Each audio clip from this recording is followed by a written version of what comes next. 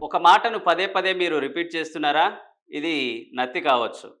అంటే ఒక మాటను పదే పదే మాట్లాడడం అనేటువంటిది చాలా రకాలుగా తీసుకోవచ్చు. ఒకటి భయం వల్ల అయ్యుండొచ్చు. లేకపోతే గనక రెండోది స్టట్టరింగ్ నత్తి అనే డిజార్డర్ వల్ల అయ్యుండొచ్చు. లేదా అదర్ న్యూరలాజికల్ ప్రాబ్లమ్స్ వల్ల అయ్యుండొచ్చు. కానీ మీరు అలా పదే పదే మాట్లాడుతున్నారు అనంటే అది మీ కమ్యూనికేషన్స్‌కి ఎఫెక్ట్ చూపవచ్చు. సో, కాబట్టి దాన్ని ఎందువల్ల వస్తుంది అనేటువంటిది దాని గురించి తెలుసుకొని దానికి తగినటువంటి ఫ్లూయెన్సీ థెరపీ అంటారు. ఫ్లూయెన్సీ థెరపీ తీసుకోగలరు.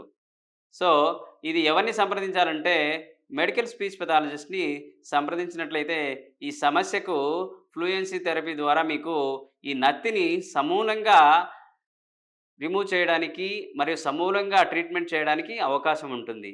సో, ఇలాంటి సమస్యలు ఎవరికైనా మీ కుటుంబంలో గాని, మీకు కానీ ఎవరికైనా ఉంటే వెంటనే ఏఎస్ఎన్ ఈఎన్టీ కేర్‌ని సంప్రదించగలరు.